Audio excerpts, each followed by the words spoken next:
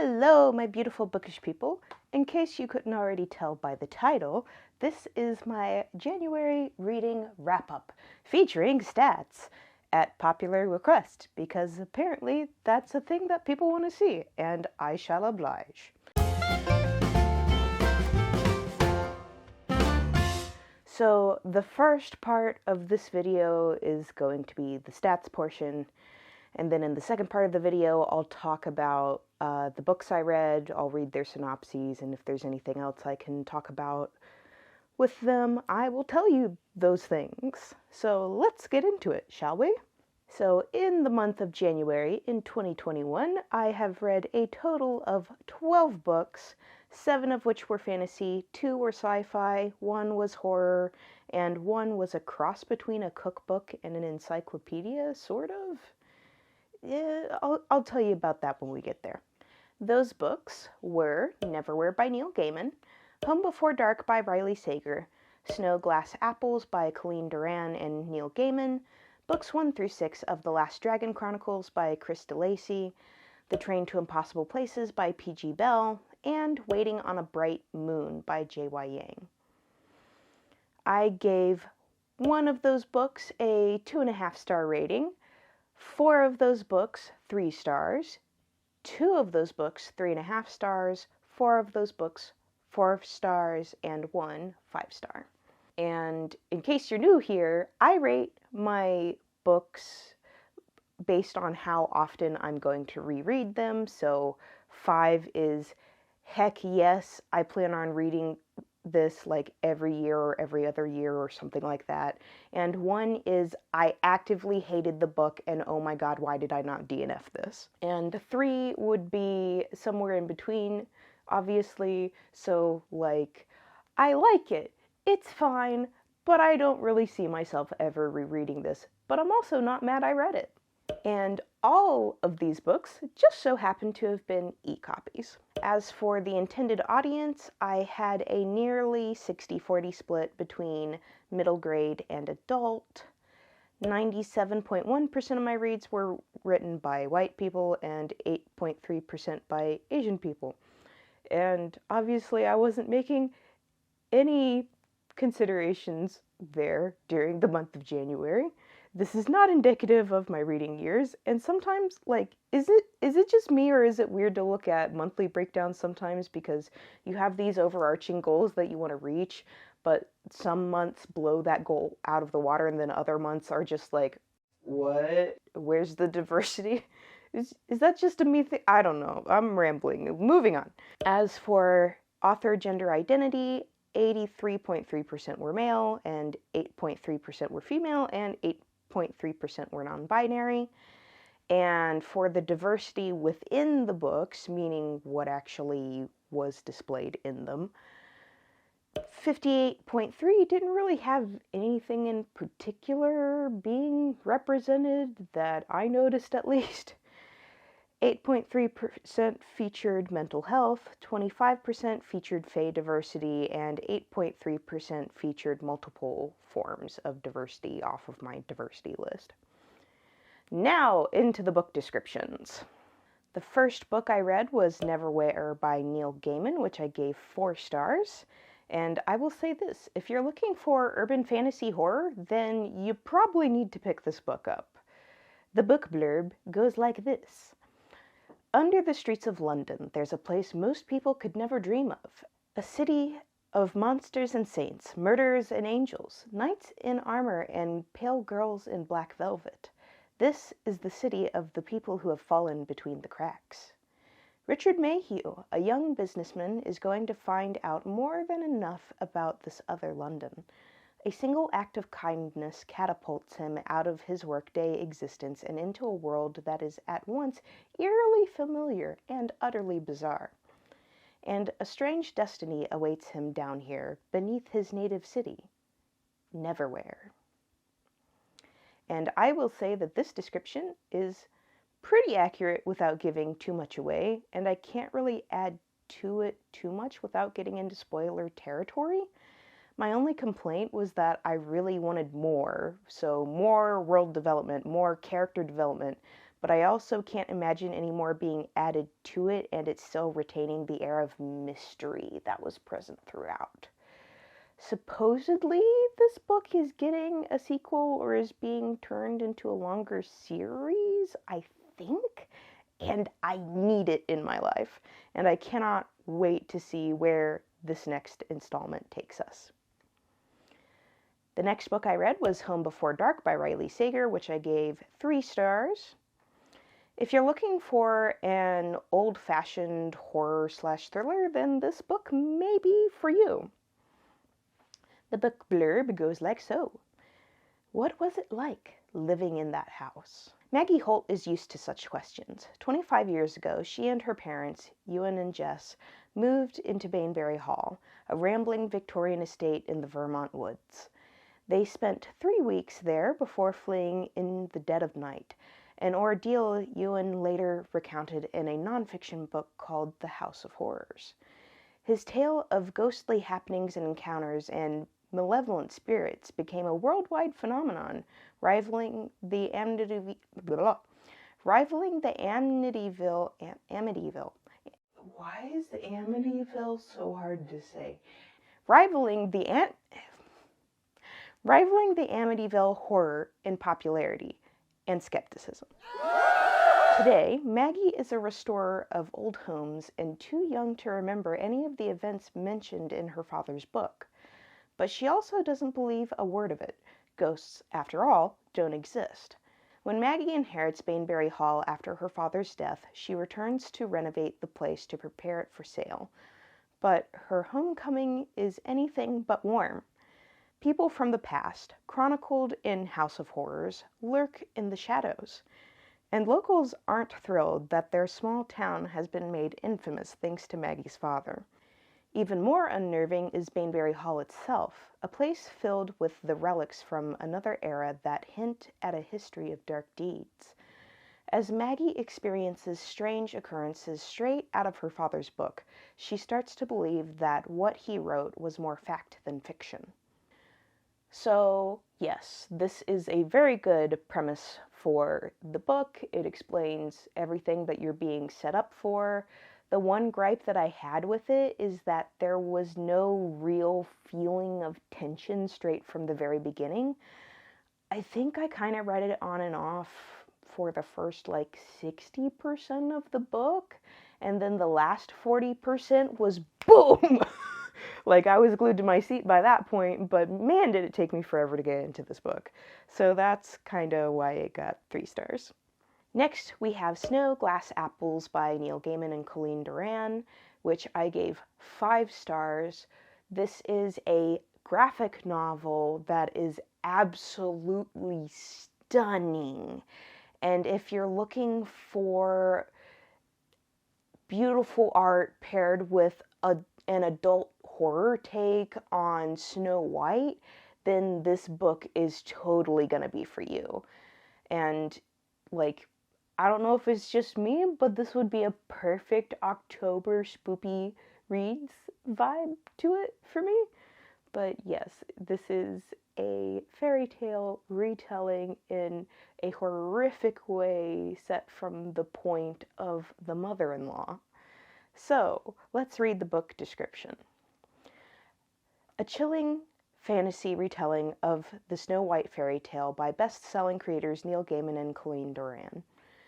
A not-so-evil queen is terrified of her monstrous stepdaughter and determined to repel this creature and save her kingdom from a world where happy endings aren't so happily ever after. From the Hugo, Bram Stoker, Locus, World Fantasy, Nebula award-winning and Sunday Times best-selling writer Neil Gaiman, American Gods, comes this graphic novel adaptation by Colleen Doran, Trollbridge.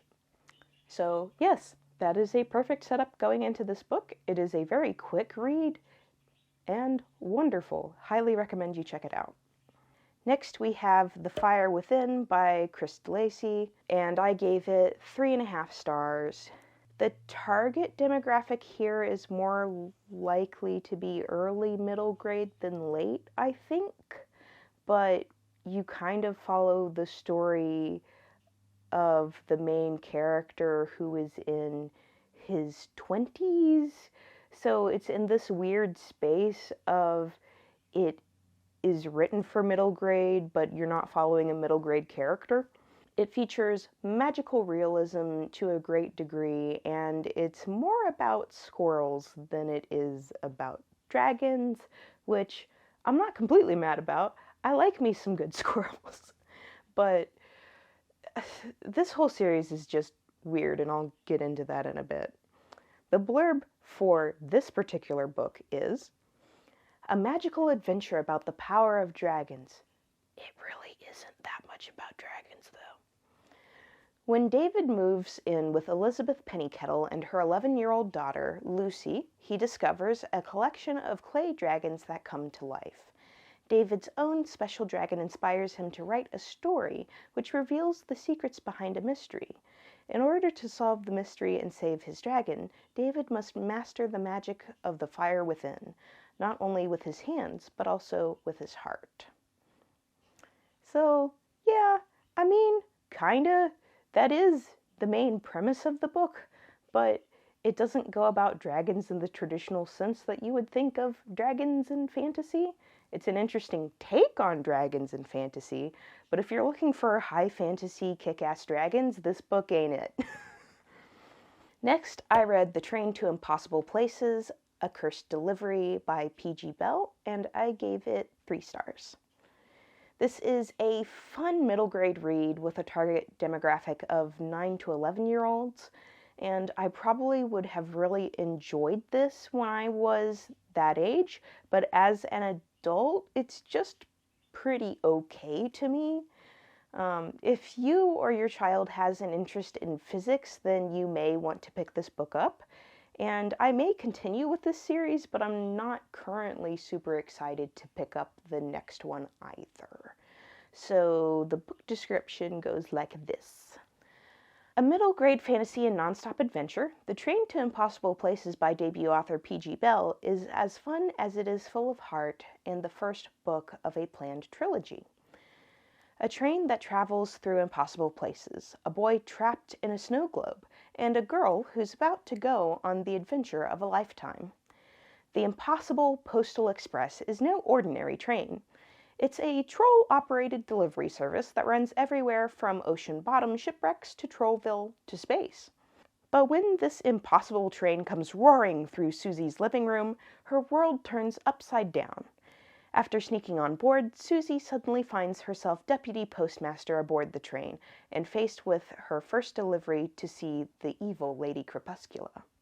Then, the package itself begs Susie not to deliver him. A talking snow globe, Frederick, has information Crepuscula could use to take over the entire union of impossible places. But when protecting Frederick means putting her friends in danger, Susie has a difficult choice, with the fate of the entire union at stake. And yes, this is a perfectly accurate description of what to expect. It was pretty fun, and when I say interest in physics, I actually mean interest in physics, or I think that's what they called it, physics, because you do get to see an interplay between normal physics and imaginary physics, which, I mean, yeah, it is pretty fun. I like that our main character is a young girl who's super interested in physics. That's just something that you don't see very often, which we're starting to see more of now, which I'm very happy about. Next up, we have The Drunken Botanist, The Plants That Create the World's Great Drinks by Amy Stewart, which I gave 4 stars. This is that weird, it's a cookbook, but not, and a reference book, sort of, because it's what it sounds like. It's The Drunken Botanist. It's a book about all of the botanical things that go into making the alcoholic drinks we know and love. So if you don't know anything about the alcohol process or what goes into alcohols or whatever, this is a fantastic intro to that. And the book is divided up into different sections. So stuff made from trees, stuff made from fruit, stuff made from leaves. And sometimes at the end of describing a particular brand of drink, so let's say bourbon, then it'll give you a couple of recipes for bourbon drinks. This doesn't happen with all of the things that they describe, but they happen pretty frequently, and I found it an interesting take on an intro to alcohol. So now I'll tell you the actual book description. Every great drink starts with a plant. Sake began with a grain of rice. Scotch emerged from barley. Gin was born from a conifer shrub when medieval physicians boiled juniper berries with wine to treat stomach pain.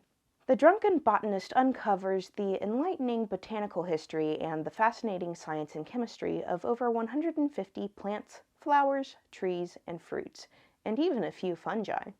Some of the most extraordinary and obscure plants have been fermented and distilled, and they each represent a unique cultural contribution to our global drinking traditions and our history.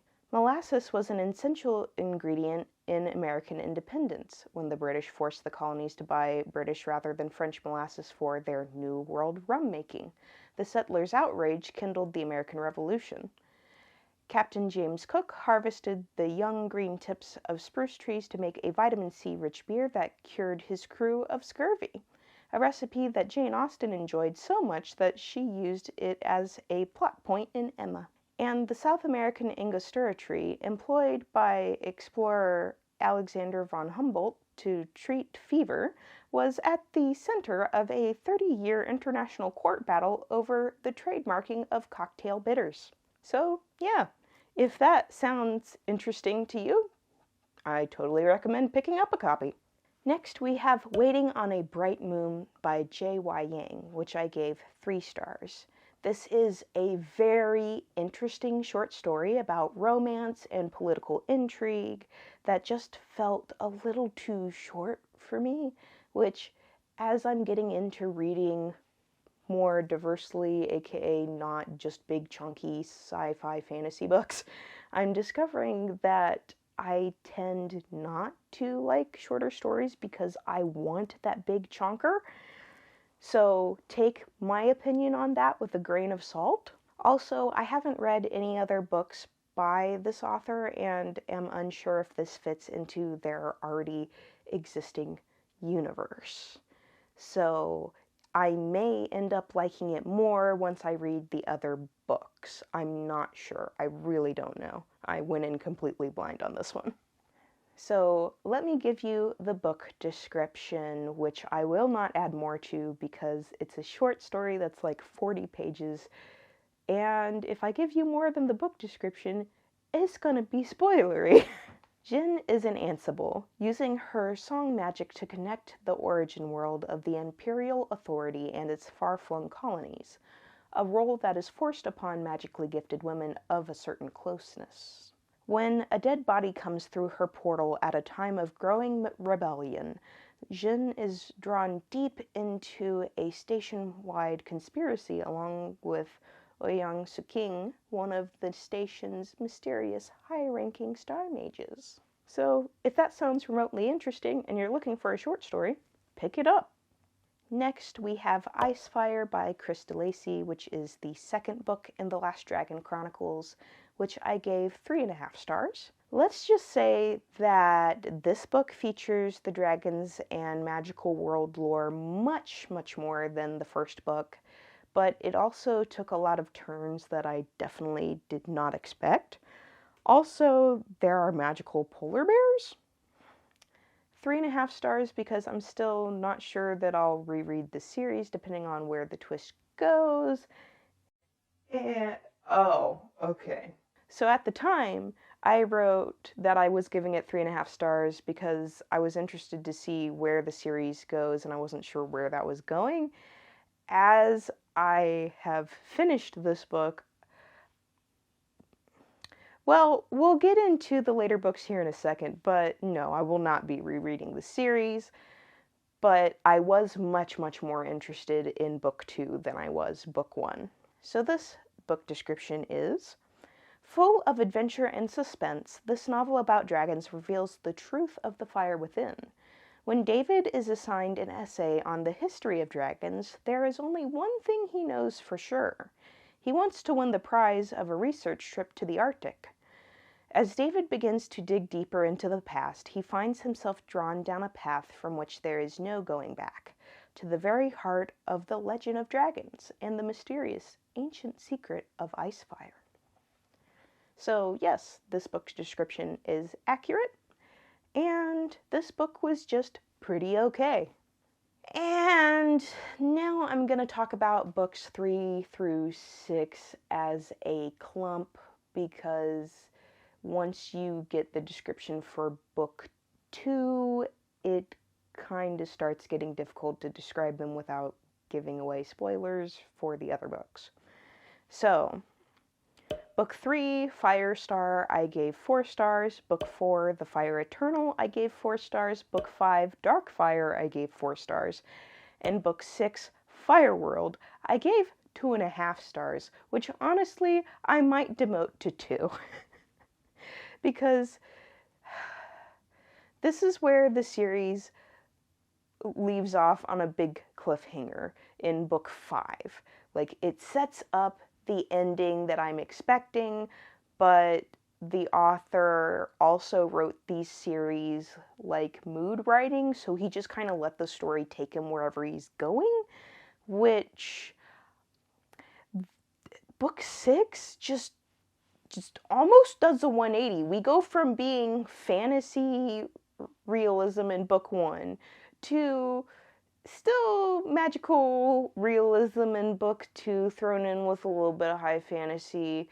And books 3 through 5 are more along the heavier in the fantasy realm. And then you get to book 6 and it goes to sci-fi. I was not expecting that. That is not what I wanted. We get set up for the big bad thing that's happening in book 5. At the end of book 5, I'm like, okay, this is a cliffhanger. I'm so excited for book 6. Nope, we're turning around. We're getting introduced to a whole new piece of the story. And instead of it being more fantasy, it's just straight up going sci-fi. Why?